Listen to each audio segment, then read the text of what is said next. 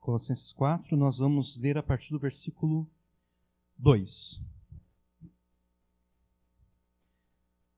Perseverai em oração, velando nela com ação de graças, orando também juntamente por nós, para que Deus nos abra a porta da palavra, a fim de falarmos do mistério de Cristo, pelo qual estou também preso, para que o manifeste como me convém falar. Andai com sabedoria para os que estão de fora, remindo o tempo. A vossa palavra seja sempre agradável, cheia de graça, temperada com sal, para que saibais como vos convém responder a cada um. Amém. Até aqui a palavra de Deus. Faça o que eu digo, mas não faça o que eu faço, é um ditado bem famoso, né? Todos nós, em algum momento, nós ouvimos isso. É um ditado bem famoso e é uma prática, na verdade, bem hipócrita, né? A maioria das pessoas não vai admitir isso, mas o fato é que todas elas, em alguma medida, fazem da hipocrisia do faça o que eu digo, mas não faça o que eu faço, o slogan das suas vidas. A maioria das pessoas não vai admitir isso. Mas nós percebemos isso na vida das pessoas, né?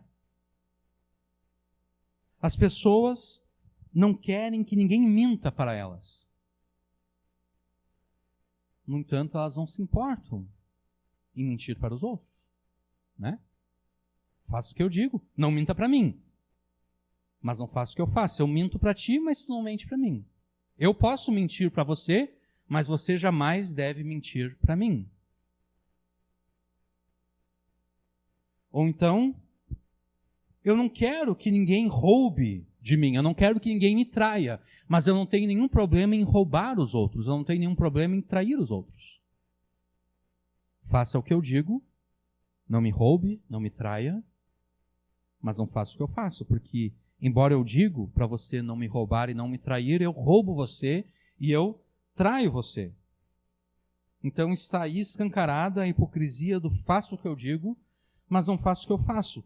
Os cristãos são uma clara exceção a este slogan hipócrita.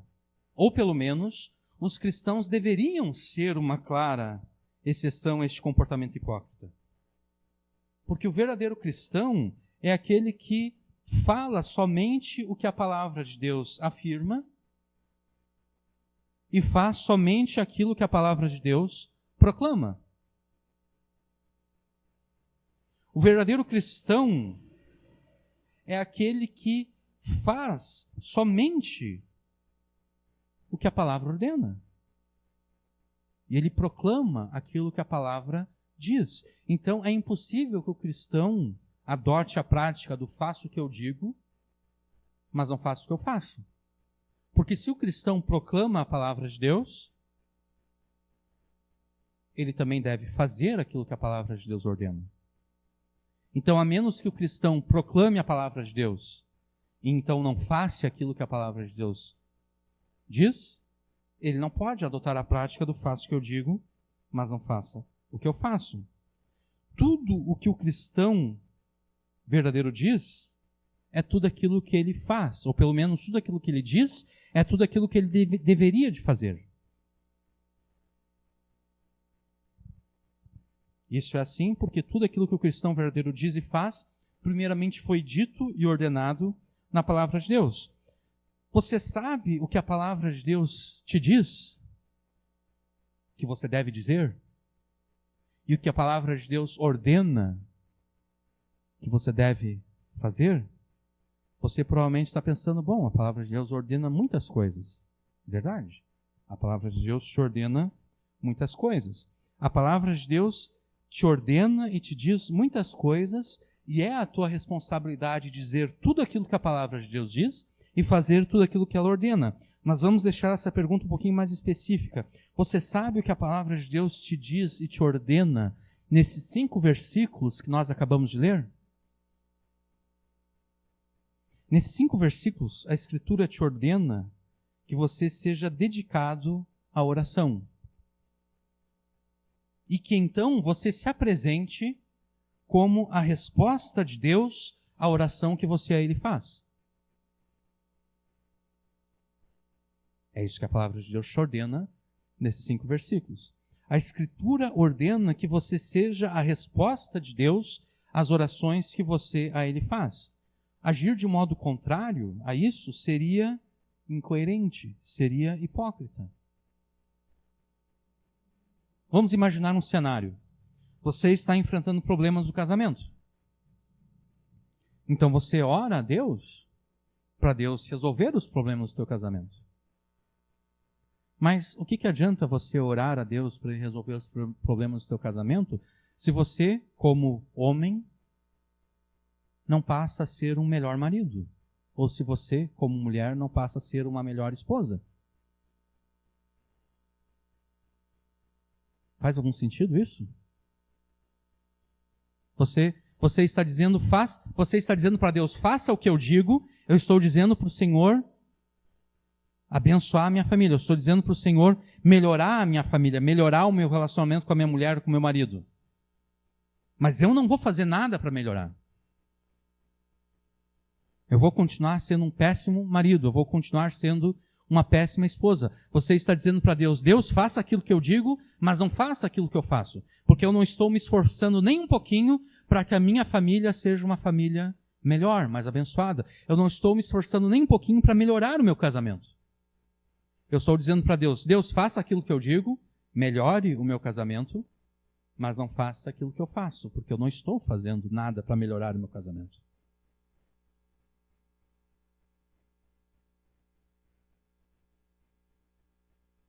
Então, a Escritura ordena que você se dedique à oração, esses 5 versículos que acabamos de ler, e que você seja a resposta de Deus às orações que você ele faz. Porque agir de modo contrário seria incoerente, agir de modo contrário seria hipócrita. Agir de modo contrário seria o mesmo que dizer para Deus, Deus, faça o que eu digo, mas não faça o que eu faço.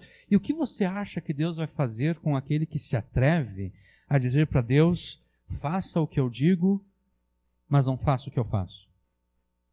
O que será que Deus vai fazer com essa pessoa? Eu olho para Deus, olho para cima e digo, Deus, faça o que eu digo, responda as minhas orações, mas não faço o que eu faço, porque de fato eu não estou nem um pouquinho preocupado se o Senhor vai responder as minhas orações ou não, porque eu não me disponho a ser a resposta do Senhor às orações que eu faço a Ti. Você é responsável diante de Deus por todas as orações que você faz a Ele. Deus coloca sobre você a responsabilidade de ser a resposta dele às orações que você a Ele faz. De forma mais específica, nos versículos que nós lemos aqui, a Escritura ordena que você ore pelo triunfo do Evangelho, nos versículos 2, 3 e 4, e logo depois, nos versículos 5 e 6, a mesma Escritura ordena que você faça o Evangelho triunfar pregando o Evangelho. Você deve orar para que Deus faça o Evangelho triunfar, e então você deve fazer o Evangelho triunfar pregando. Você deve orar para que o Evangelho triunfe, e então você deve se colocar como a resposta de Deus à oração que você faz a Ele. Você pediu a Deus que o Evangelho triunfe, e agora você fará o Evangelho triunfar. De que forma? Pregando o Evangelho.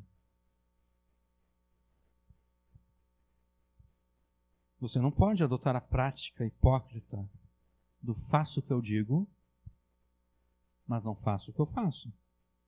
Se você diz alguma coisa a Deus, em oração, você deve se dispor a fazer aquilo que você está pedindo que Deus faça.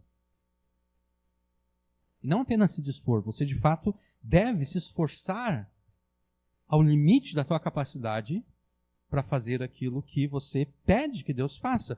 Você deve dizer e fazer tudo o que a palavra de Deus te diz e ordena, inclusive com relação à oração.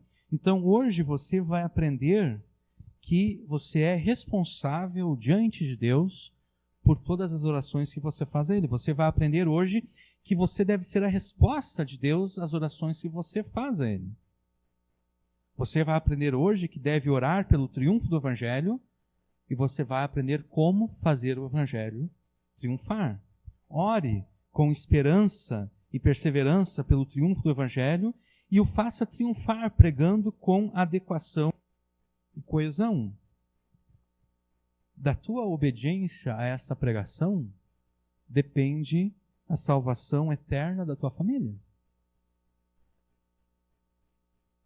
Depende a salvação do teu cônjuge, dos teus filhos, dos teus pais, dos teus irmãos, de todas as pessoas que você ama.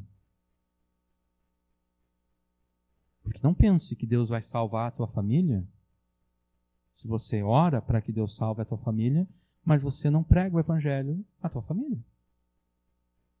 Deus vai pensar, tá bom, você está orando para que eu salve a tua família, né? Então, eu estou te enviando como a resposta, como a minha resposta à tua oração.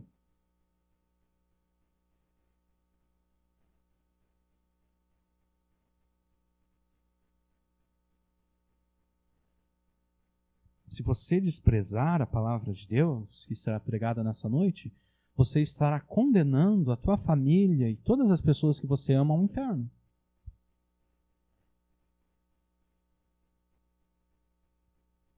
Então, ouça tudo que o Espírito Santo te ordena nessa noite e obedeça-o completamente. Ore com perseverança e esperança pelo triunfo do Evangelho e o faça triunfar pregando com adequação e coesão.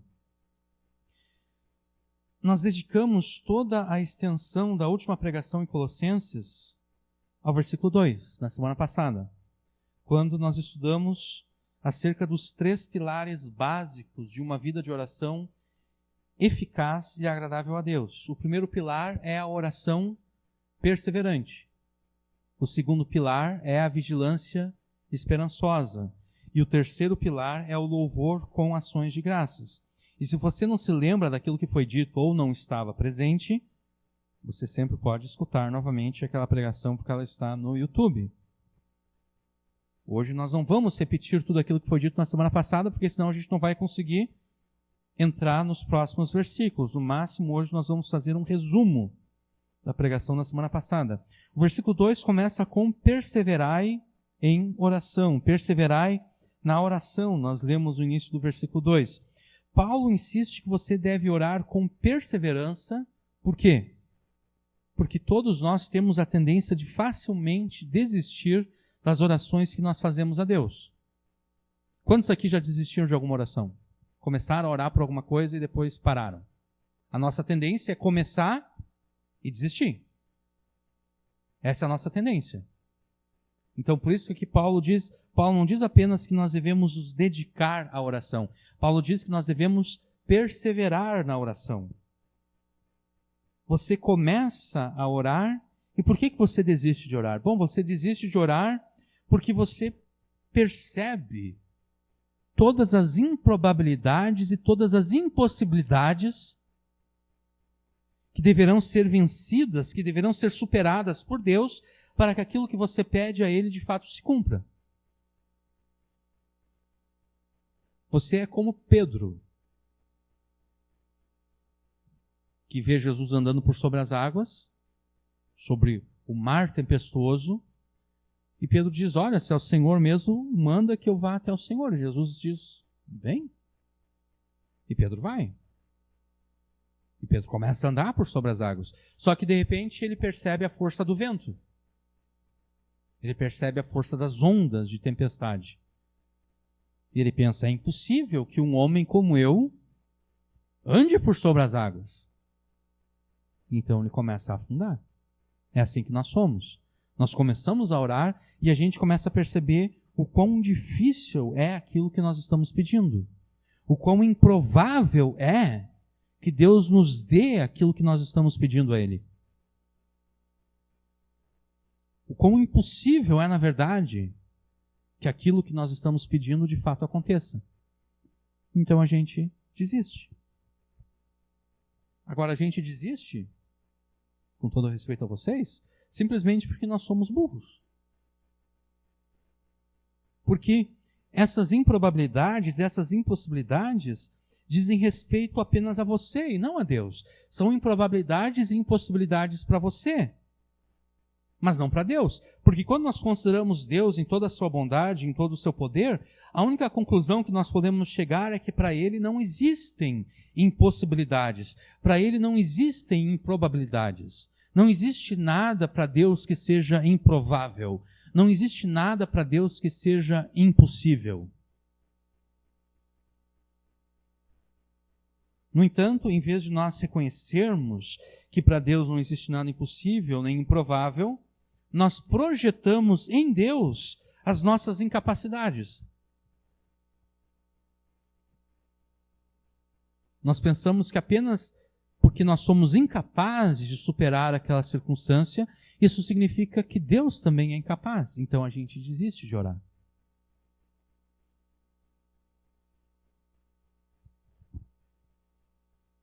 Paulo insiste que você seja perseverante na oração. Você jamais deve duvidar do poder de Deus e nem da bondade de Deus.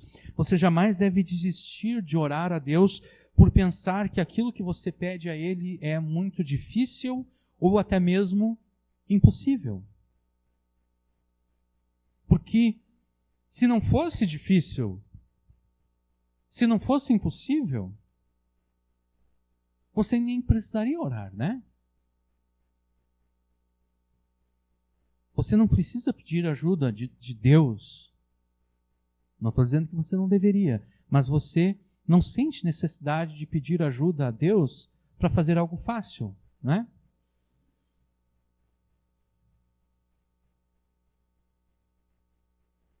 O fato daquilo que você quer e precisa ser difícil ou impossível é exatamente isso que deve te animar a orar a Deus e não desanimar.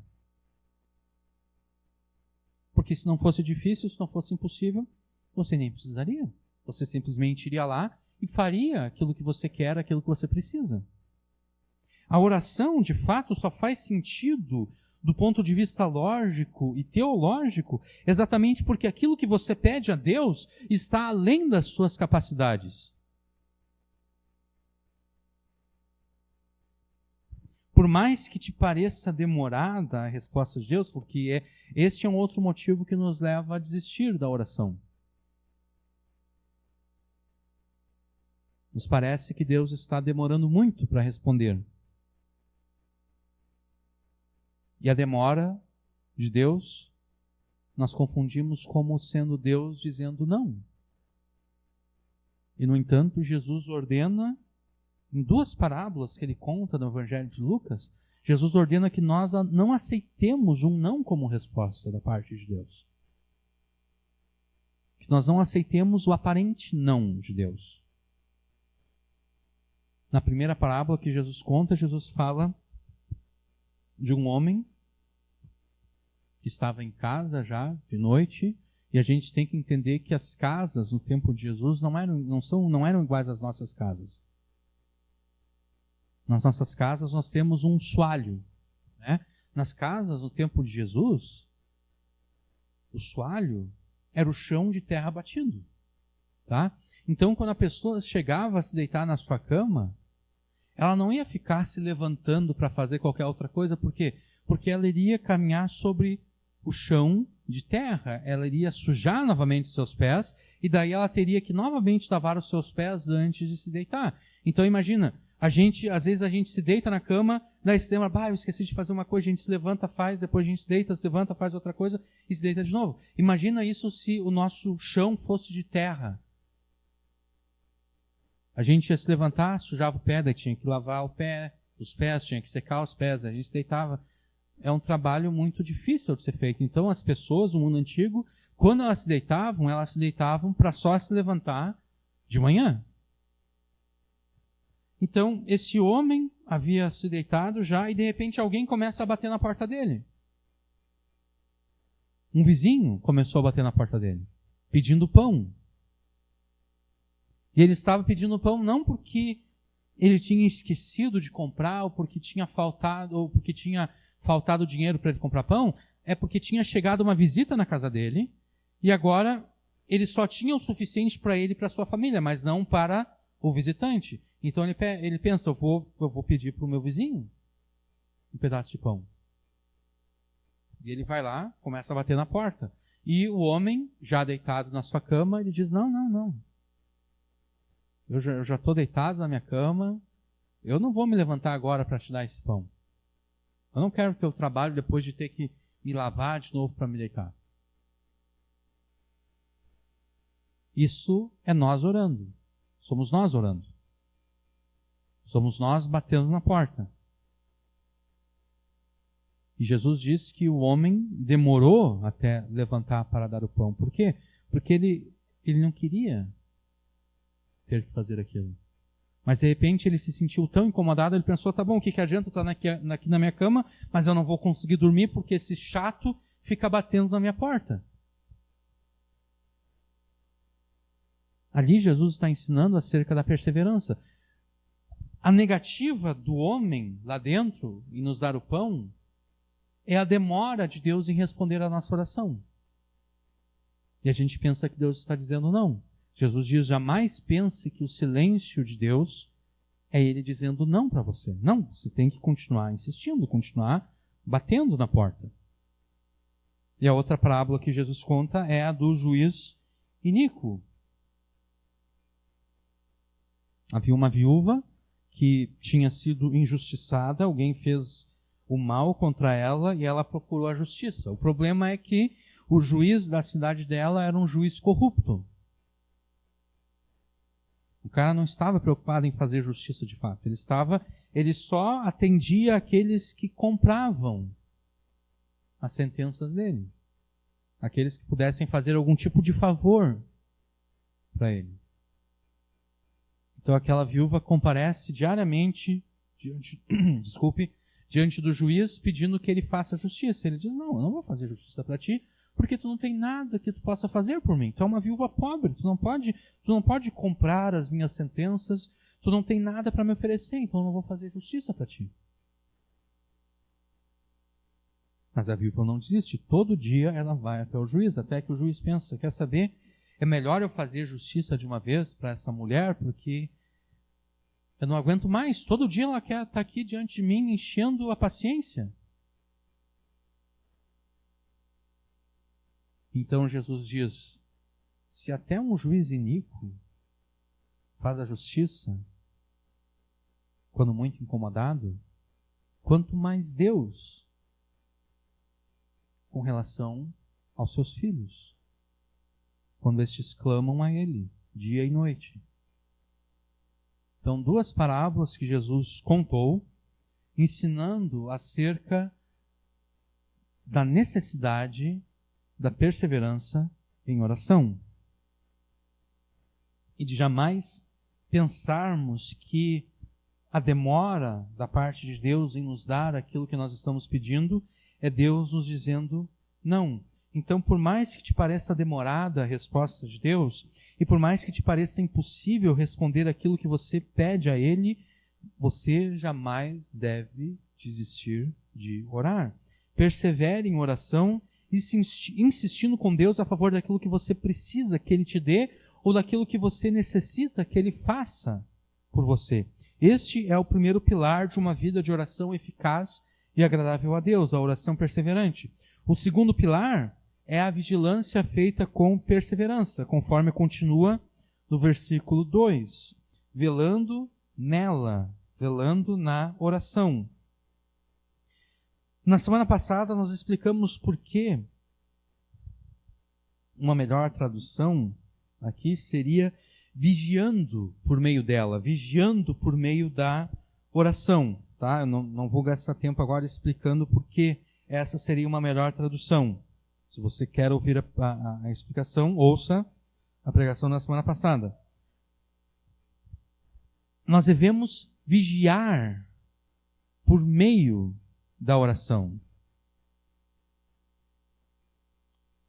O verbo vigiar aqui, no grego, no original grego, ele funciona como um advérbio relacionado ao verbo perseverar. De modo que se nós perguntássemos a Paulo, Paulo, como é que nós vamos perseverar na oração?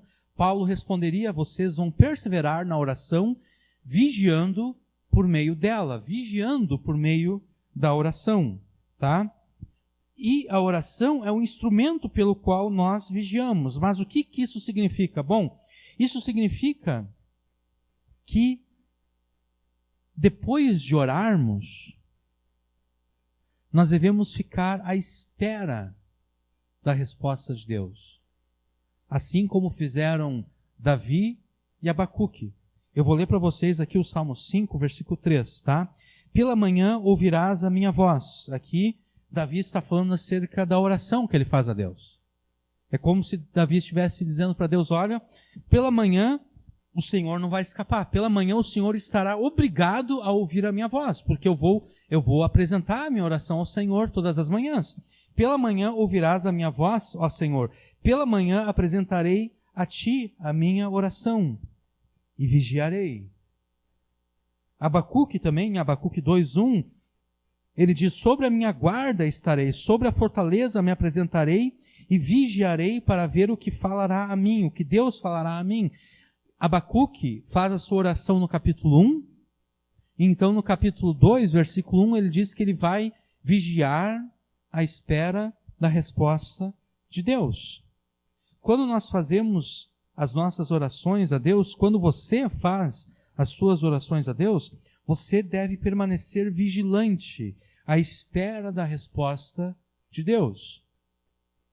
Isso quer dizer que aquela oração que você fez, só para usar o Salmo 5 como exemplo, você acordou, a primeira coisa que você fez foi ter um período de oração onde você fez os teus pedidos a Deus. Aqueles pedidos que você fez a Deus logo cedo de manhã, eles permanecem na tua mente no restante do dia.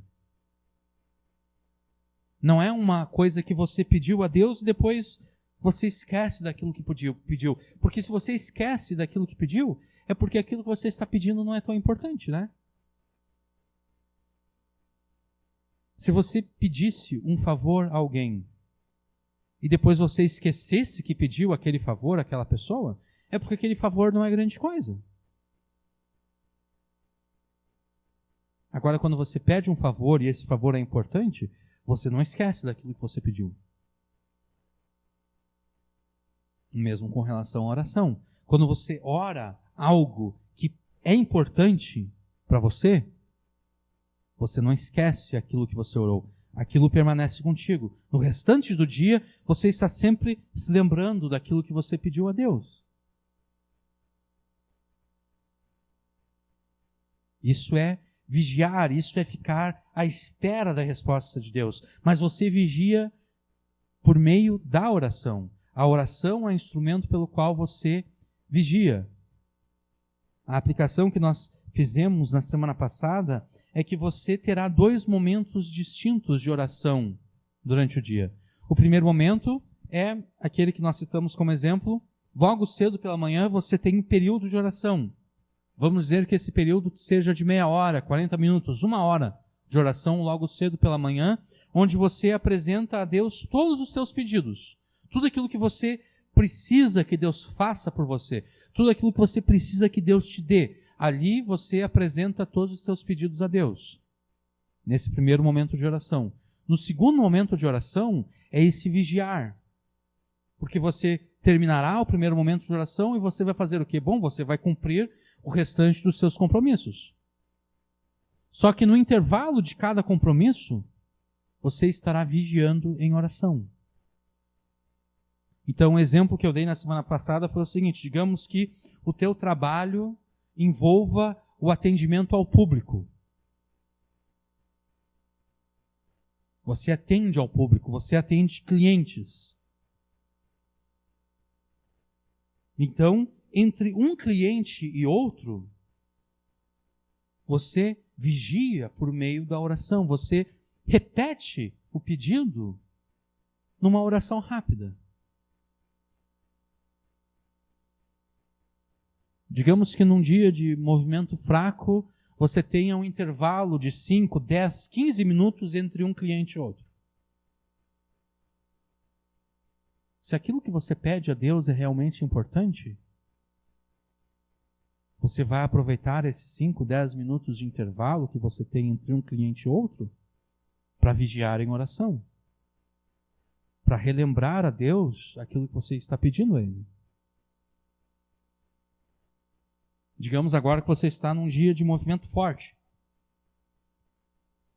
Você tem um intervalo apenas de 30 segundos entre um cliente e outro. Não importa. Você vai usar esses 30 segundos para fazer uma oração rápida a Deus, relembrando a Deus aquilo que você precisa que Ele faça por você. E como eu disse na semana passada, se você pensar, não, mas isso aí é muito... Eu não vou fazer isso aí. Se você não está disposto a fazer isso, é porque aquilo que você está pedindo a Deus não é tão importante assim para você. Porque se você estivesse de fato desesperado para receber aquilo que você pede de Deus, você aproveitaria cada momento para relembrar aquele pedido. Se você acha que não vale a pena, é porque você está orando errado. Você está pedindo coisas que não têm importância nenhuma. Você deveria reavaliar as orações que você faz a Deus. Você deveria pensar, não, eu vou procurar as coisas que realmente eu preciso que Deus faça por mim. Que realmente são cruciais, que são críticas. Que se Deus não me responder, a minha vida acabou nesse mundo.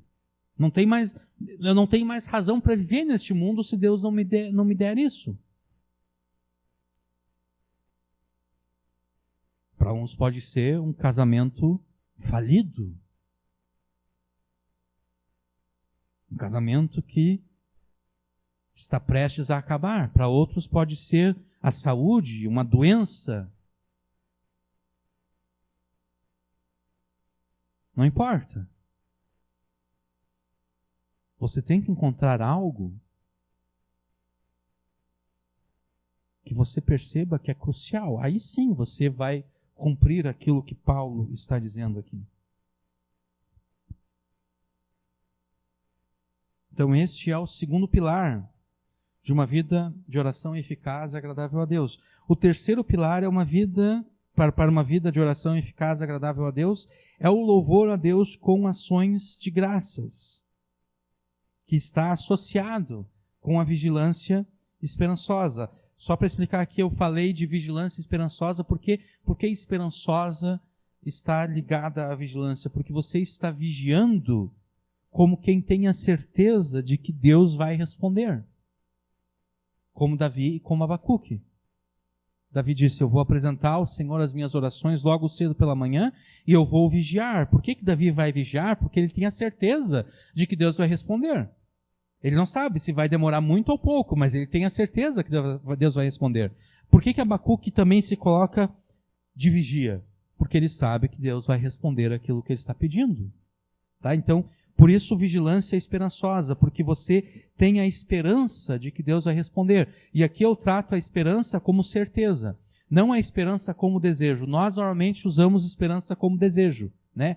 Eu tenho a esperança de que isso vai acontecer. Nós estamos dizendo, nós temos o desejo de que isso vai acontecer, mas nós não temos a certeza de que, de fato, vai acontecer. Quando a palavra de Deus usa a palavra esperança, o conceito de esperança bíblico não é apenas de um desejo que nós não sabemos que irá acontecer.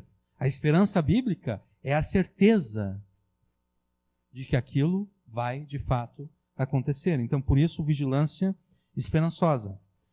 O terceiro pilar, então, é o louvor a Deus com ações de graças, que está associado à vigilância esperançosa, porque é vigiando por meio dela com ação de graças, né? Adicionando a vigilância esperançosa à ação de graças. Até aqui nós tratamos a oração como algo genérico, algo que nós poderíamos chamar de oração peticionária, aquela oração pela qual nós fazemos pedidos a Deus. A ação de graças já é um tipo mais específico de oração, pela qual nós demonstramos a nossa gratidão a Deus por tudo aquilo que Ele já fez por nós e por tudo aquilo que Ele já nos deu. A ação de graças alimenta a tua fé, alimenta a tua esperança em Deus, porque quando você for atacado pela dúvida e pela incredulidade, você logo será lembrado por aquilo que Deus já te deu,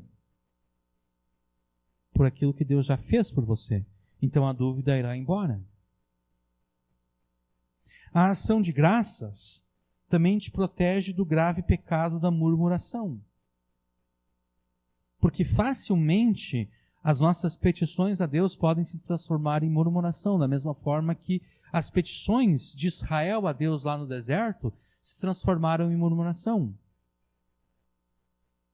Quando eles sentiam sede no deserto, em vez de eles orarem a Deus pedindo que o Deus que os resgatou do Egito lhes desse água, eles diziam: era melhor que Deus não tivesse nos tirado do Egito, era melhor que Deus não tivesse nos salvado. Agora a gente aqui está sem água. A petição deles se transformou em murmuração.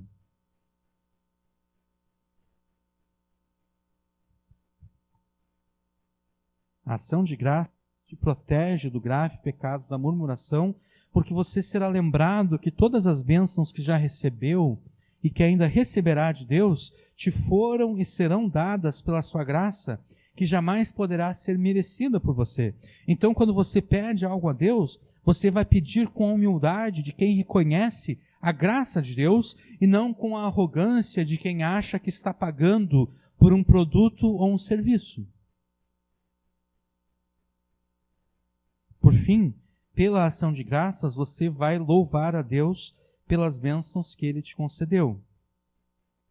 Se nós resumíssemos, isso até agora foi o resumo da pregação passada. E se nós resumíssemos o resumo da pregação passada numa única frase, essa frase seria essa: ore com perseverança, vigie com esperança e louve a Deus com ações de graças e Ele te atenderá. E foi nesse exato ponto que nós terminamos a pregação passada, que obviamente continha muito mais detalhes e aplicações do que aquelas que foram citadas aqui.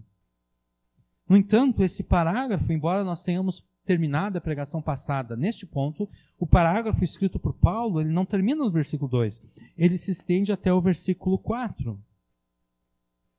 E até agora, como dissemos há pouco, nós tratamos a oração como aquele momento em que nós pedimos a Deus coisas que são do nosso interesse particular. Ocorre que a nossa vida de oração não deve se resumir a esses pedidos de interesse particular. Muito mais do que interesses particulares, as nossas orações devem estar repletas de pedidos que são de interesse estratégico do reino de Deus. E é por isso que Paulo escreve aquilo que vai no versículo 3, orando também juntamente por nós, para que Deus nos abra a porta da palavra, a fim de falarmos do mistério de Cristo, pelo qual estou também preso. A partir do versículo 3, Paulo escreve que os colossenses deveriam orar a favor dele, a favor de Paulo, a favor do ministério de Paulo. O verbo orando, aqui, ele funciona como um particípio, no grego eu estou falando, obviamente, já no português isso não aparece, mas no grego o verbo orando é um particípio e ele funciona como um particípio adverbial de modo. Ou seja, ele funciona como um advérbio de modo. Aqueles que se lembram de português se lembram o que é um advérbio de modo. Um advérbio de modo diz o modo como a ação do verbo é executada. Então, o homem saiu andando. Como o homem saiu andando? O homem saiu andando rapidamente. Rapidamente é um advérbio de modo. Por quê? Porque ele está dizendo o modo como o verbo andando se cumpre. Ele saiu andando rapidamente, ou ele saiu andando vagarosamente. E assim por diante.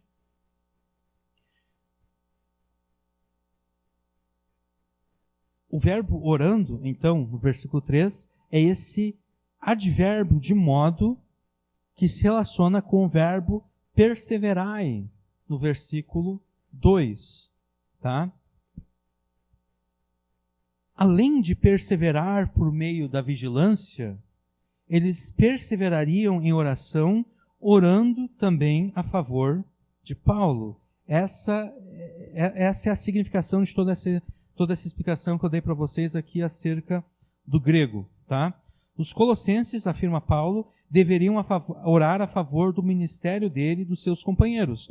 Mas qual é o conteúdo dessa oração? Bom, o conteúdo dessa oração é que Paulo tivesse novamente a oportunidade para pregar a palavra de Deus, tá? Para que Deus abra a porta da palavra. Abrir a porta aqui é uma linguagem figurada que se refere à oportunidade, tá? É por isso que na tradução aqui que eu fiz, eu sempre faço a tradução, a minha própria tradução, a tradução que eu fiz desse versículo aqui, dessa parte aqui, é para que Deus nos dê a oportunidade para pregarmos a palavra. Mas não é qualquer palavra que Paulo deseja pregar. Não é qualquer mensagem que Paulo deseja anunciar. Paulo quer que Deus lhe dê mais oportunidades para que ele e os seus companheiros de ministério falem do mistério de Cristo. O objetivo da oportunidade é para que Paulo e os seus companheiros possam falar acerca do mistério de Cristo. Essa é a finalidade, este é o objetivo, é falar do mistério de Cristo. O que é o mistério de Cristo? A expressão de Cristo, aqui no grego, ela funciona como um aposto. Quantos aqui se lembram das aulas de português na escola? Ninguém se lembra? Só eu me lembro. Tá bom. Então vocês não se lembram de terem estudado o aposto.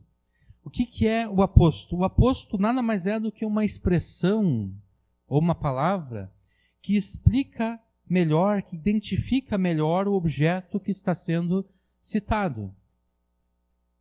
Então, na igreja aqui nós temos 3 Joões.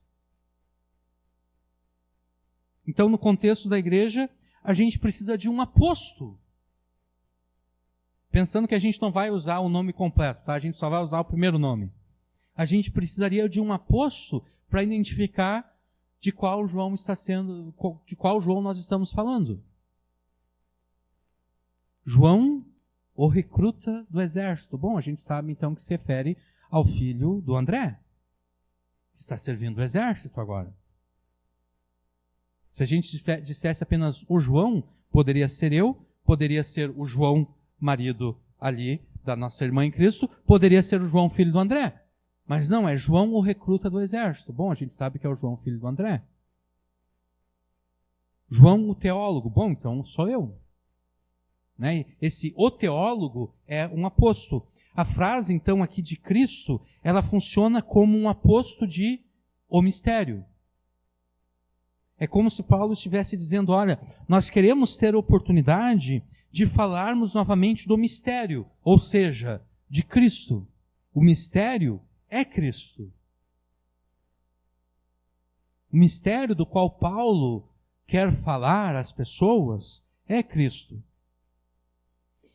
Na teologia do Novo Testamento, especialmente na teologia de Paulo, o mistério não é aquilo que muitas vezes as pessoas falam no meio pentecostal, né? Alguém está falando em línguas, aí não aparece ninguém para interpretar, e daí se pergunta, isso aí é o mistério de Deus. Não.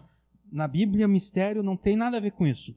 Na Bíblia, mistério é algo que nós jamais poderíamos conhecer e ter acesso, não fosse a revelação de Deus. Isso é o mistério na teologia do Novo Testamento, tá? Normalmente o mistério, agora revelado, ou seja, o mistério é algo que era misterioso até um certo tempo e depois foi revelado, tá? Então o mistério agora revelado, ele normalmente é contrastado com a revelação do Antigo Testamento. Então existem temas bíblicos que foram revelados extensamente no Antigo Testamento. E existem outros temas bíblicos que até foram revelados no Antigo Testamento, mas não de forma muito extensa. O Antigo Testamento trata apenas de forma muito superficial desses temas. São esses temas que Paulo chama de mistério. Não é que o Antigo Testamento nada tivesse a dizer acerca do assunto, mas é que o assunto foi tratado sem o detalhamento necessário para que houvesse um entendimento mais completo, mais adequado acerca do assunto. Em Efésios, por exemplo, Paulo apresenta a igreja como um mistério. A igreja neotestamentária é apresentada por Paulo como um mistério. A igreja composta por judeus e gentios crentes é apresentada como um mistério desconhecido pelos profetas do Antigo Testamento. Um mistério que foi revelado somente pelos apóstolos e profetas do Novo Testamento. Não é que os profetas do Antigo Testamento não tivessem tratado da igreja de forma absoluta. Não, eles até trataram da igreja, mas eles não trataram da igreja de modo detalhado, que apenas lendo o Antigo Testamento a gente saberia o que é a igreja de fato. Os profetas do Antigo Testamento, eles falam acerca da salvação dos gentios. Mas eles não explicam exatamente como essa salvação iria ocorrer, como ela iria ser operada por Deus na história. Todos os salmos, por exemplo, que convidam as nações a louvarem a Deus, louvem a Deus todos os povos, todos os gentios, vários salmos têm citações assim. Esses salmos, eles estão falando acerca da salvação dos gentios, mas eles não explicam como é que os gentios serão salvos. Eles só apontam que vai ter um momento na história em que as nações louvarão a Deus. Ou seja, que as nações gentílicas serão salvas, mas não explica como é que essa salvação ocorre. Foi o Novo Testamento, primeiramente através de Jesus e depois através dos apóstolos e profetas do Novo Testamento, foi o Novo Testamento que trouxe a revelação de que a salvação dos gentios e a inserção deles no povo da aliança não seria pela identificação deles, dos gentios, com a nação e com o território de Israel.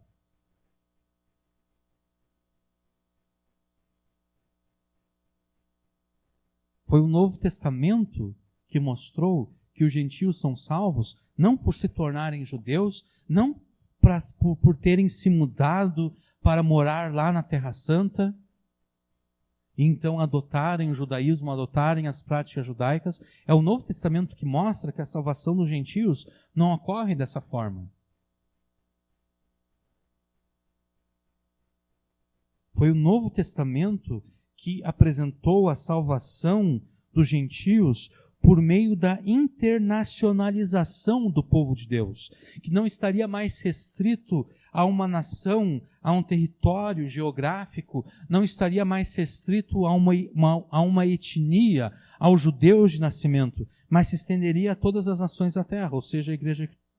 Aqui em Colossenses, o mistério também está relacionado com a salvação dos gentios, mas tem um peso cristológico maior. Como a gente lê, por exemplo, em Colossenses 1, vocês podem voltar para o capítulo 1 de Colossenses, no versículo 27. Aos quais, primeiro 26, para a gente pegar um contexto melhor, tá? O mistério, então, o mistério que esteve oculto desde todos os séculos, em todas as gerações, e que agora foi manifestado aos seus santos, aos quais Deus quis fazer conhecer quais são as riquezas da glória deste mistério entre os gentios, que é Cristo em vós, a esperança da glória.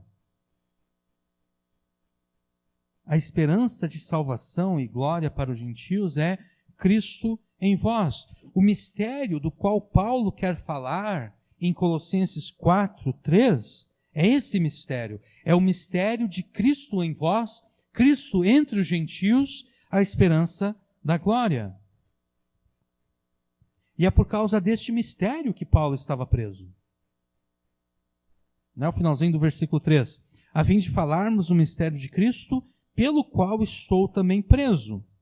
Pelo qual se refere não a Cristo, se refere ao mistério, porque Cristo, como a gente viu, é um aposto do mistério. Para falarmos do mistério, isto é, de Cristo, pelo qual, por causa do mistério, estou também preso. E aqui nós entendemos um pouquinho melhor porque Paulo está pedindo oração aos Colossenses. Ele está preso. Paulo está preso.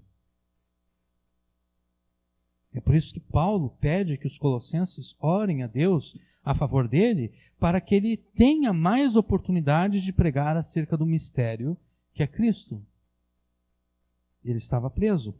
Paulo estava em Roma, preso num regime de prisão que nós poderíamos chamar de prisão domiciliar. Tá? E como não existia tornozeleira eletrônica na época de Paulo, a prisão domiciliar funcionava da seguinte forma.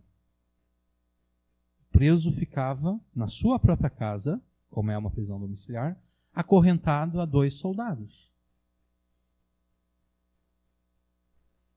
Então Paulo, isso é mostrado no final do livro de Atos, Paulo alugou uma casa em Roma. Ele chega a Roma preso, ele alugou uma casa, e ele está nessa casa, só que ele está lá acorrentado a todo momento a 2 soldados romanos. Ele está numa prisão domiciliar, acorrentado a 2 soldados romanos. Paulo deixa claro que a razão da sua prisão é a pregação que ele fazia do mistério, que é Cristo, entre os gentios, a esperança da glória. As circunstâncias que levaram à prisão de Paulo se encontram em Atos 21 e 22. Vocês não precisam abrir lá, tá? E é interessante notar que no capítulo 22 de Atos, quando Paulo faz o seu discurso de defesa diante dos judeus, os judeus ouviram Paulo até a menção que Paulo faz a Cristo. Quando Cristo comissionou Paulo em direção aos gentios, desculpe. Eu vou ler para vocês aqui alguns versículos, tá? Quando voltei para Jerusalém, isso aqui é Paulo apresentando a sua defesa diante dos judeus. Quando voltei para Jerusalém, enquanto orava no templo, tive uma visão e vi aquele que me dizia, esse é Jesus, tá? Ele viu Jesus, que dizia, apressa-te e sai logo de Jerusalém, porque não aceitarão o teu testemunho a respeito de mim. E daí Paulo diz a Jesus, Senhor, eles bem sabem que eu colocava na prisão os que criam em ti e os espancava nas sinagogas. Quando se derramava o sangue de Estevão, tua testemunha, eu também estava presente, aprovando a sua morte e segurando as capas daqueles que o matavam. Jesus me disse, vai, porque eu te enviarei para longe, aos gentios. E daí Lucas continua, eles o escutaram até essa palavra. Mas então levantaram a voz, dizendo, tira do mundo este homem, porque ele não deve viver. Depois que Paulo faz menção a Cristo e a comissão que Cristo deu a Paulo de pregar aos gentios de longe, os judeus se rebelaram contra Paulo e começaram a dizer que Paulo era um homem que deveria morrer. Aqui Paulo está falando do mistério de Cristo. Cristo em vós, Cristo entre os gentios, a esperança da glória. Os judeus não aceitaram isso. Os judeus, eles não tinham nenhum problema com a salvação dos gentios. Na verdade, nos dias de Jesus e de Paulo, havia muitos gentios que se tinham convertido ao judaísmo, que se tinham convertido ao Deus de Israel. Então, os judeus, eles não tinham nenhum problema com a salvação dos gentios. O problema é que Jesus e os apóstolos e a igreja cristã ofereciam a salvação aos gentios não da forma como os judeus queriam. Os judeus queriam que os gentios fossem salvos, tornando-se judeus eles mesmos. Os gentios deveriam se converter ao judaísmo. Jesus e os apóstolos disseram não. Os gentios serão salvos, mas eles não serão salvos por se fazerem judeus. Eles não serão salvos por se identificarem com a nação de Israel. Isso os judeus dos dias de Paulo não aceitavam. Por isso eles prenderam Paulo. Por isso Paulo se obrigou a apelar para César, porque ele sabia que se ele fosse julgado pelos judeus, ele seria morto. Então ele apelou para César, ele diz, olha, se eu cometi algum pecado, algum crime, eu cometi contra César e não contra judeus, então eu quero ser julgado por César. Então Paulo chega a Roma preso. Por qual motivo? Pelo mistério, que é Cristo. Cristo entre os gentios, a esperança da glória. Paulo foi preso porque o povo da aliança agora não estava mais restrito a uma nação e a uma localidade geográfica, porque a igreja deveria se espalhar por todas as nações, todo mundo.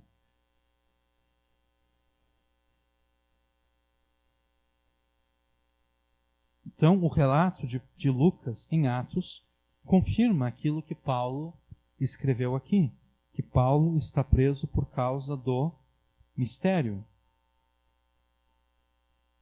Então, é óbvio que, dizendo quase que assim, num comentário parentético, que eu estou preso por causa do mistério, é óbvio que quando Paulo está pedindo oração aos colossenses, Paulo de fato está pedindo que eles orem pela sua libertação da prisão.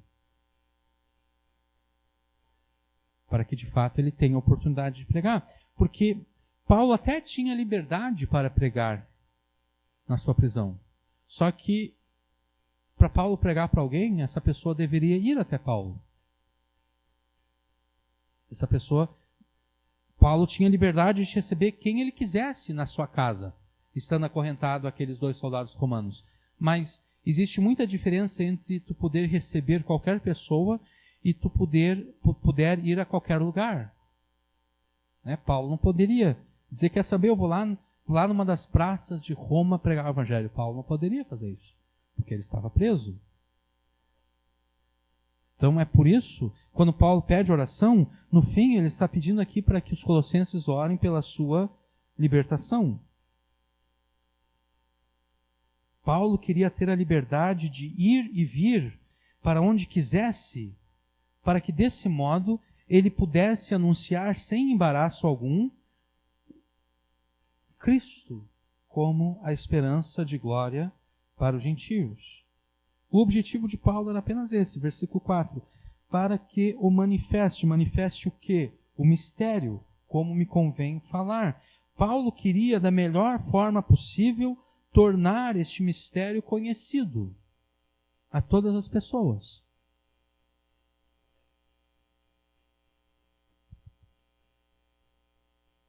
Conforme a minha tradução aqui, para que eu torne este mistério conhecido, como é necessário que eu faça por meio do meu falar. Paulo tinha a necessidade de explicar este mistério aos gentios, porque este era o seu ministério. Você também tem essa obrigação. A tua primeira obrigação com relação aos incrédulos é que você ore pela salvação deles. As tuas orações não podem estar limitadas aos pedidos que dizem respeito apenas aos teus interesses particulares. Não estou dizendo que você não pode pedir nada do teu interesse particular, não. Você pode e deve pedir coisas que são do teu interesse particular. Mas não é apenas isso que você deve pedir a Deus. As tuas orações devem se estender para conter pedidos que dizem respeito aos interesses do reino de Deus. É tua obrigação orar para que Deus use o ministério de pregação da igreja na qual você está para alcançar mais e mais pessoas. É tua obrigação orar a favor disso. Por quê? Bom, porque você é um cidadão no reino de Deus, correto?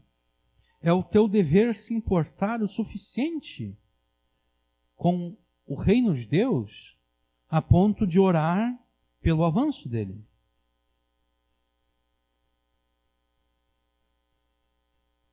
Você é um cidadão brasileiro, correto? Isso quer dizer que você deve se importar com o bem do Brasil. A gente pensa bastante acerca disso em ano de eleição. Tem que votar de forma correta.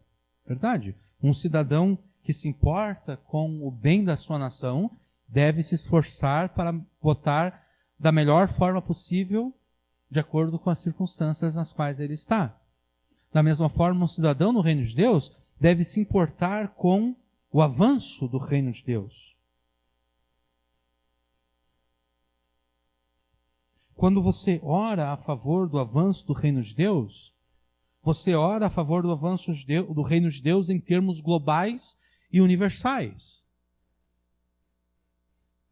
Só que não faz sentido você orar pelo avanço do reino de Deus no mundo inteiro e não orar de forma específica pelo Brasil, né? Não faz sentido você orar pelo avanço no reino de Deus na China e não orar pelo avanço do reino de Deus no Brasil.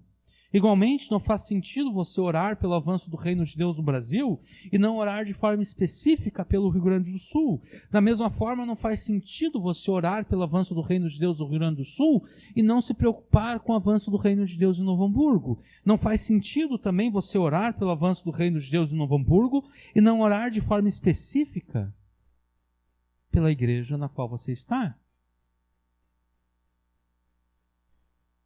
Não faz sentido você orar pelo avanço do reino de Deus em termos globais e universais e não orar pelo avanço do reino de Deus no que diz respeito à igreja na qual você está. Não faz sentido.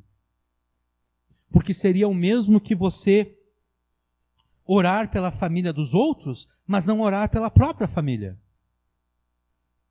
Faz algum sentido isso? Você orar pela família dos outros, mas não orar pela própria família? Não faz sentido. Não faz sentido você orar pelos filhos dos outros, mas não orar pelos próprios filhos.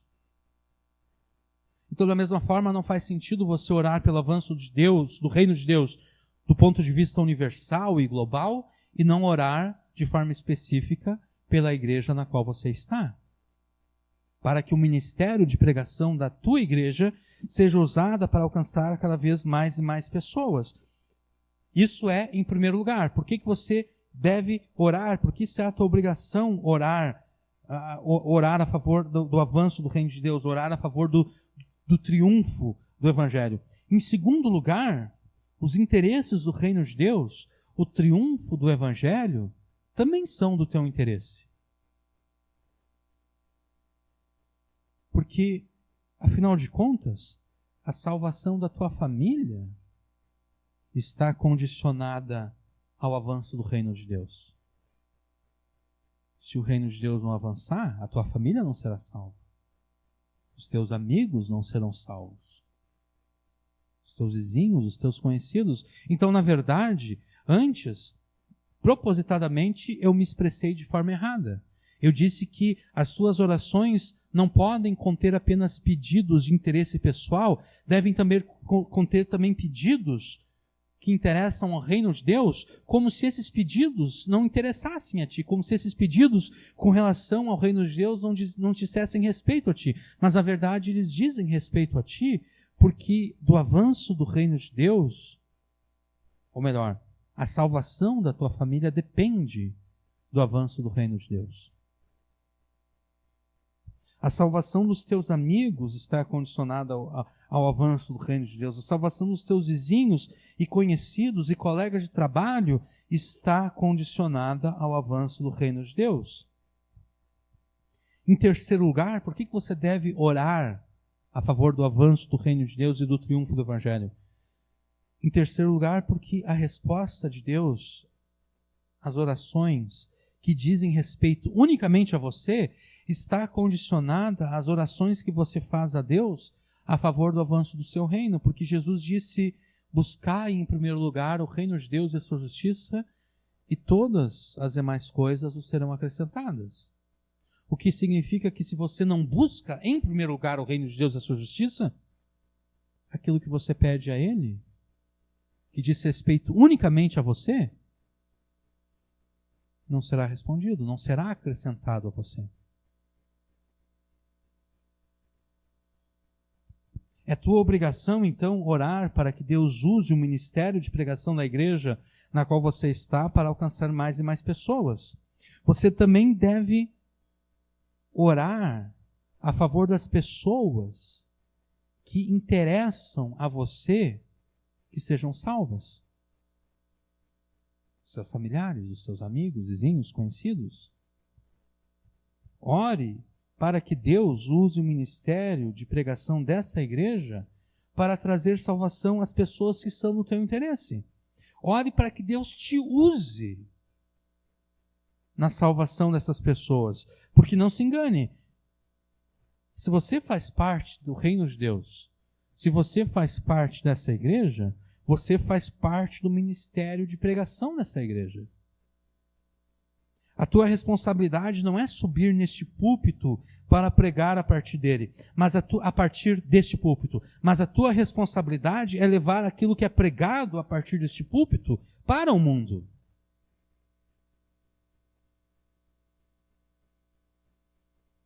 A gente pode ir rapidamente para Efésios, capítulo 4.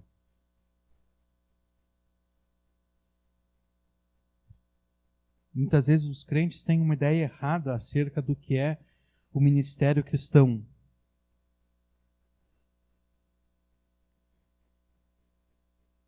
O que é a obra do ministério? Os crentes pensam que a obra do ministério é feita unicamente por aqueles que são chamados para serem pastores, para serem pregadores oficiais da igreja. Mas não é isso que a palavra de Deus afirma. Efésios 4, versículo 11. E ele mesmo, Jesus, deu uns para apóstolos, e outros para profetas, e outros para evangelistas, e outros para pastores e mestres, querendo o aperfeiçoamento dos santos, para a obra do ministério, para a edificação do corpo de Cristo. Quem é que faz a obra do ministério? A obra do ministério é feita por todos os santos.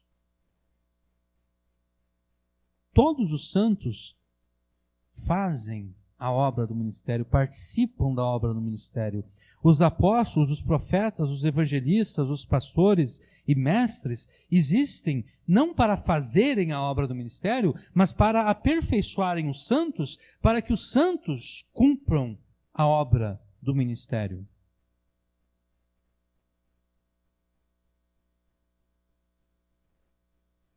Então, a gente pode voltar para Colossenses. Ao orar para que Deus use o ministério de pregação da igreja onde você está, para salvar as pessoas que são do teu interesse, que sejam salvas, você faz parte do ministério de pregação dessa igreja. Porque Deus não te chamou para subir neste púlpito e pregar a partir dele, mas Deus te chamou para pegar aquilo que foi pregado a partir deste púlpito e levar isso para o mundo, levar isso para a tua família, para os teus amigos, para os teus vizinhos, para os teus conhecidos.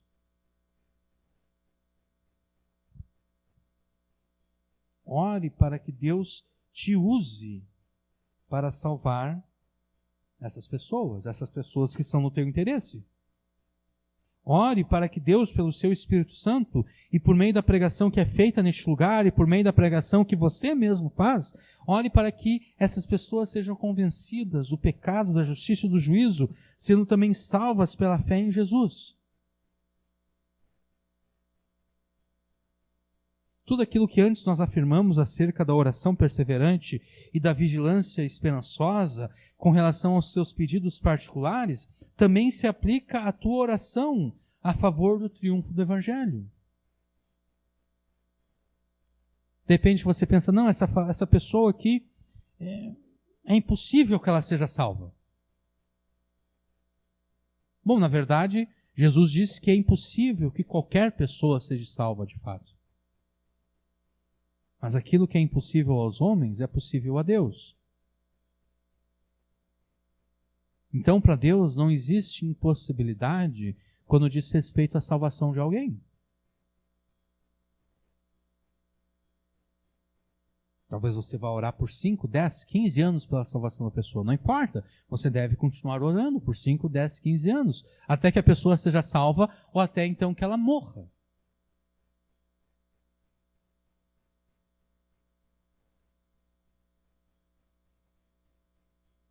Ore com perseverança e esperança pelo triunfo do Evangelho em Novo Hamburgo. Ore com perseverança e esperança pelo triunfo do Evangelho na tua família, pelo triunfo do Evangelho entre os teus amigos, vizinhos e conhecidos.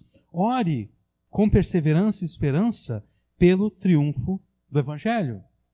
Mas a tua responsabilidade com relação ao triunfo do Evangelho não termina com a oração. Além de orar pelo triunfo do Evangelho, você deve fazer o Evangelho triunfar, pregando com adequação e coesão. Imagine que você está passando por dificuldades financeiras.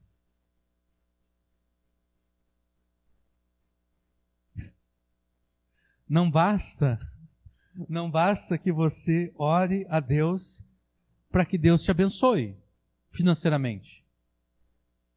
É necessário que você ore a Deus para que Deus te abençoe financeiramente, mas também é necessário que você aprenda a gastar melhor o pouco dinheiro que você tem. Né? Senão, Deus pode fazer um bilionário e os teus problemas vão continuar, porque você vai desperdiçar todo o dinheiro que Deus vai te dar. Na verdade, se você não aprender a gastar de forma correta o pouco que tem, Deus jamais vai te abençoar de fato. Porque aquele que é infiel no pouco, será infiel no muito. Se eu não sei gastar, se eu não sei administrar o pouco dinheiro que eu tenho agora, eu não vou saber administrar depois quando eu tiver muito dinheiro. E Deus não desperdiça as suas bênçãos. Deus diz, eu vou deixar para abençoar alguém que de fato vai aproveitar a bênção que eu der. Então, de nada adianta você estar passando por dificuldades financeiras, você ora a Deus para que Deus te ajude, para que Deus te abençoe financeiramente. De nada adianta você orar e depois ficar gastando dinheiro de forma errada.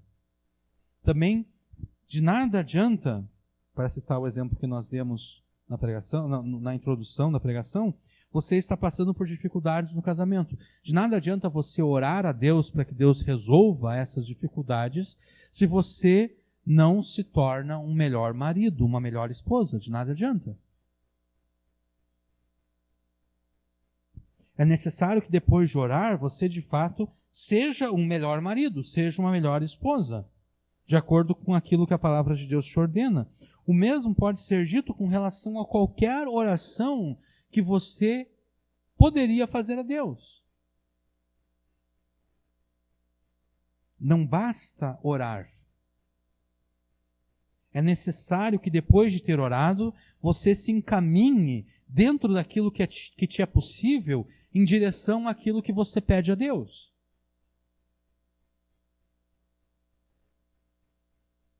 Eu já dei esse exemplo em outras pregações, quando nós estávamos pregando, agora não lembro se era em Provérbios ou em Salmos, mas eu dei o seguinte exemplo. A pessoa, ela quer construir a sua própria casa. Ou ela então quer comprar a sua própria casa. E ela não tem condições de fazer isso agora, de imediato.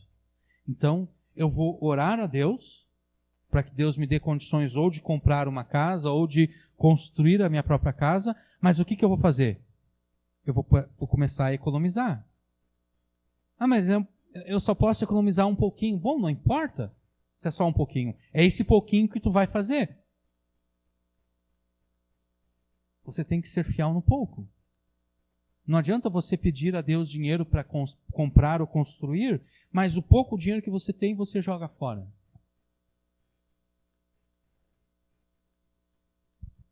Então, não basta orar. É necessário que depois de ter orado, você se encaminhe dentro daquilo que te é possível em direção àquilo que você pede a Deus. Eu quero que Deus me dê uma casa. Tá bom, então eu vou... Aquilo que me é possível, eu só posso economizar um pouquinho, é esse pouquinho que eu vou economizar. Isso aqui é para mim comprar a minha casa, isso aqui é para mim construir a minha casa. Seria por demais incoerente e hipócrita você pedir que Deus te abençoe financeiramente e continuar a usar o dinheiro de forma errada. Seria hipócrita, seria incoerente. Seria por demais hipócrita e incoerente você pedir que Deus abençoe o teu casamento e você continuar a ser um péssimo marido ou péssima esposa. Seria por demais incoerente e hipócrita também você orar pelo triunfo do Evangelho na tua família e entre os teus amigos e depois se recusar a pregar o Evangelho à tua família e aos teus amigos. É incoerente. Você deve ser a resposta de Deus às orações que você a Ele faz.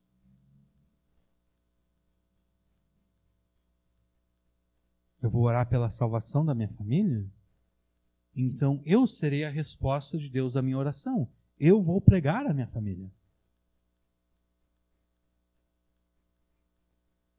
Se recusar a ser a resposta de Deus às orações que você faz a Ele, é o mesmo que dizer, como nós afirmamos na introdução, é o mesmo que dizer a Deus, Deus, faça aquilo que eu digo, mas não faz aquilo que eu faço. Salve a minha família. Eu digo para Deus salvar a minha família, ao mesmo tempo em que eu não faço nada para salvar a minha família. Eu digo para que Deus salve o meu casamento, ao mesmo tempo em que eu não me esforço em nada para salvar o meu casamento. Eu estou dizendo para Deus, Deus, faça aquilo que eu digo, mas não aquilo que eu faço.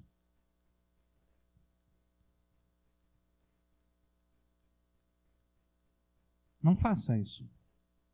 Não diga a Deus, faça o que eu digo, mas não faça o que eu faço. Porque orar a Deus a favor de algo e então não trabalhar em favor daquilo que você está pedindo é uma hipocrisia e ofensa a Deus sem tamanho. É uma forma de desprezo a Deus. E Deus desprezará todos aqueles que o desprezarem. Então, sim, você deve orar com perseverança e esperança pelo triunfo do Evangelho, porque esta é a tua responsabilidade. Mas você tem uma segunda responsabilidade, que é fazer o Evangelho triunfar pregando com adequação e coesão. Porque buscar, em primeiro lugar, o reino de Deus e a sua justiça não é apenas orar a favor do reino de Deus, não é apenas orar a favor do triunfo do Evangelho, é de fato fazer o reino de Deus e o Evangelho triunfarem. E a forma mais eficaz de você trabalhar pelo triunfo do Evangelho é viver de acordo com aquilo que a sabedoria da palavra de Deus te ordena. Versículo 5. Andai com sabedoria para os que são de fora, remindo o tempo.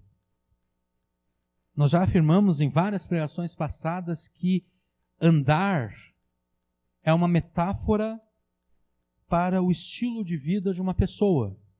Quando Paulo fala que andai com sabedoria, Paulo não está falando acerca da ação de andar com os nossos pés, com as nossas pernas. Não, andar aqui é num sentido metafórico, ele está falando acerca do estilo de vida. O nosso estilo de vida deve estar de acordo com a sabedoria da palavra de Deus. O teu estilo de vida deve estar de acordo com a sabedoria da palavra de Deus. De acordo com a tradução que eu fiz aqui do versículo 5, que a sabedoria seja o vosso modo de viver e agir para os que estão de fora, para os que são de fora. Os que são de fora, obviamente, são aqueles que estão fora da igreja, ou seja, aqueles que permanecem ainda na sua incredulidade. No capítulo 3 de Colossenses, Paulo se preocupou em delinear com bastante cuidado como é que os crentes devem se comportar uns com relação aos outros. Agora, Paulo afirma que com relação aos que estão ainda na incredulidade, aqueles que estão de fora, os crentes devem agir com sabedoria. Como eu disse antes, sabedoria aqui é a sabedoria de Deus expressa na sua palavra. Em outras palavras, com relação aos que estão de fora, você deve viver em restrita obediência à palavra de Deus. O objetivo primário, obviamente, dessa restrita obediência à palavra de Deus é agradar a Deus por meio dessa obediência. Mas Paulo ressalta um outro objetivo aqui. para que, por meio dessa vida em obediência à sabedoria de Deus, você possa remir o tempo. Remir o tempo, recuperar o tempo, deve ser entendido aqui como aproveitar cada oportunidade. Você deve viver com a sabedoria de Deus com relação àqueles que estão de fora, para que você possa aproveitar cada oportunidade. Cada oportunidade para quê? Versículo 6. A vossa palavra seja sempre agradável, temperada com sal, para que saibais como vos convém responder a cada um. Você deve viver de acordo com a sabedoria de Deus com relação àqueles que estão de fora, para que você aproveite cada oportunidade para pregar a eles o Evangelho, por meio de palavras agradáveis. Agradável aqui é graciosa no grego. Por meio de palavras cheias de graça, palavras temperadas com o sal do Evangelho, para que você saiba o que responder a cada um que te perguntar a razão da esperança que existe em ti. Citando aqui Pedro. Você deve viver uma vida de obediência a Deus para que você possa aproveitar cada oportunidade que essa vida de obediência a Deus te proporcionará para pregar o Evangelho às pessoas. Para que você possa pregar sem embaraço algum.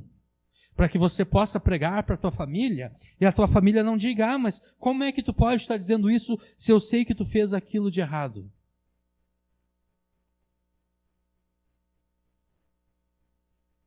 Bom, se você fez aquilo de errado enquanto você estava na incredulidade, você vai dizer: sim, de fato, eu fiz todas essas coisas erradas, e é exatamente por isso que eu estou pregando a vocês. Eu fiz todas essas coisas erradas, e eu precisava que Deus me perdoasse de todas elas, e Deus me perdoou.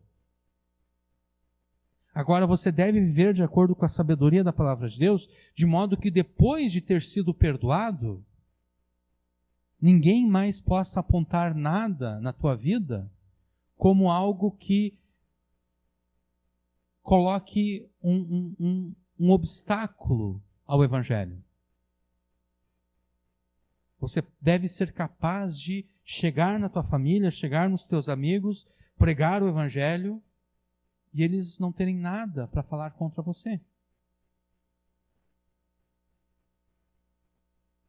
Eles não podem: mas tu é daqueles que diz: faz o que eu digo, mas não faz o que eu faço. Você vai dizer: não. Tudo aquilo que eu faço é tudo aquilo que tudo aquilo que eu digo é tudo aquilo que a palavra de Deus diz. E tudo aquilo que eu faço é tudo aquilo que a palavra de Deus diz.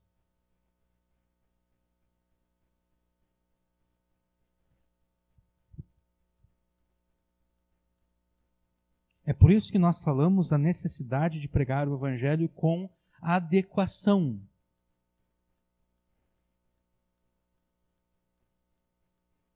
Fazer o Evangelho triunfar pregando com adequação, ou seja, o teu modo de vida e as tuas ações diante dos incrédulos devem estar completamente adequados ao Evangelho.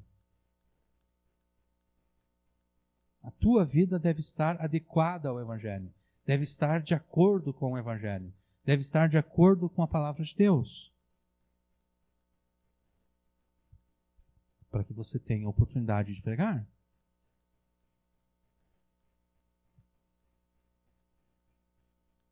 A tua vida entre os teus familiares, amigos, vizinhos e conhecidos deve estar completamente adequada ao Evangelho para que você pregue a eles sem embaraço algum.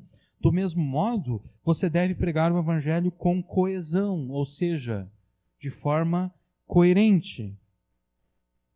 O Evangelho condena, sim, o pecado, mas existe uma forma errada de condenar o pecado na vida das pessoas. Você não deve condenar o pecado na vida das pessoas de forma prepotente, de forma arrogante, como se você sempre tivesse sido melhor do que as pessoas. Porque essa não é a verdade. A verdade é que você era igual, ou talvez até mesmo pior, do que as pessoas para as quais você está pregando.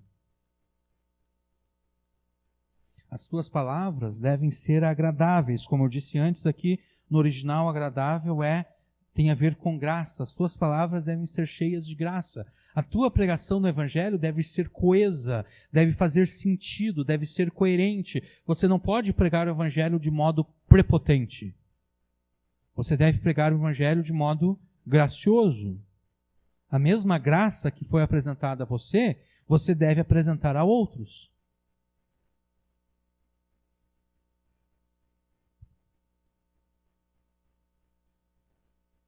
As suas palavras também deverão estar temperadas com sal. Temperadas com o sal do Evangelho. Afinal de contas, se você é um cristão, você é a luz do mundo e o sal da terra.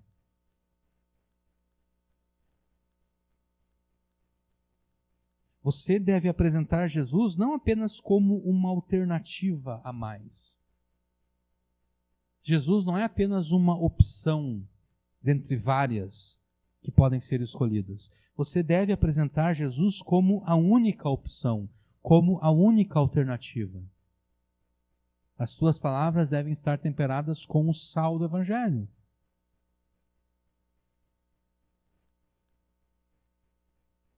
É isso que nós queremos dizer com pregar o Evangelho com coesão. Pregar o Evangelho com adequação e com coesão. Pregando, assim, o Evangelho, com palavras graciosas e temperadas, com adequação e coesão, você terá condições de responder a cada um, e citando Pedro agora, a cada um que te pedir a razão da esperança que existe em ti. Você será capaz de encontrar as pessoas onde quer que elas estejam, do ponto de vista espiritual. Porque você foi encontrado onde você estava. Muitas vezes os crentes cometem um erro de exigir que os incrédulos ergam-se a si mesmo ao nosso nível. Os incrédulos não podem fazer isso porque eles são incrédulos. Somos nós que devemos chegar ao nível deles. E quando eu digo chegar ao nível deles, eu não estou falando do nível moral, né? Como as pessoas dizem às vezes, a que nível chegamos? Não, você tem que ser capaz de encontrar o incrédulo onde o incrédulo está. Nas dificuldades que ele está enfrentando, nos dilemas que ele está enfrentando, nas tristezas, nos sofrimentos que ele enfrenta, no desespero que ele sente. Você deve ser capaz de encontrar o incrédulo onde quer que ele esteja. Ou seja, você deve ser capaz de responder a cada um. A tua apresentação do Evangelho não deve ser a mesma a todas as pessoas, porque as pessoas estão em lugares diferentes.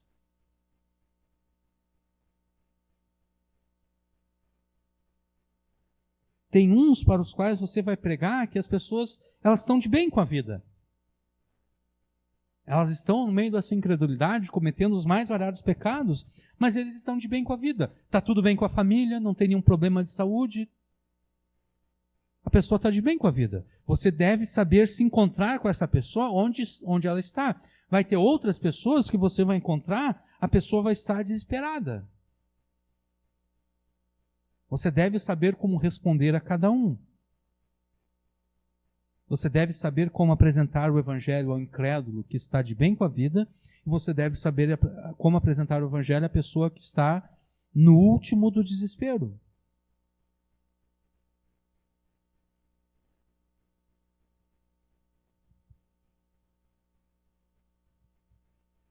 Ore com perseverança e esperança pelo triunfo do Evangelho, mas também faça o Evangelho triunfar pregando com adequação e coerência, conforme a graça de Deus e conforme o sal do próprio Evangelho.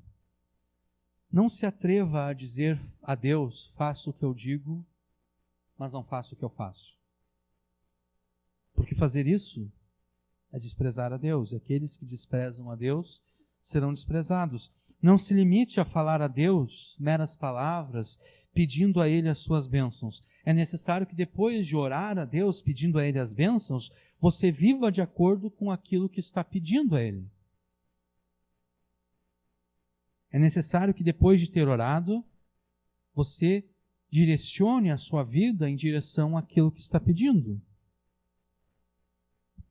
Afinal de contas, você é responsável diante de Deus por todas as orações que faz a Ele.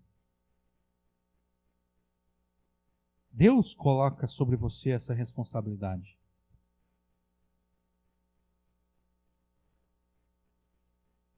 Deus coloca sobre você a responsabilidade de ser a resposta dele às orações que você a Ele faz.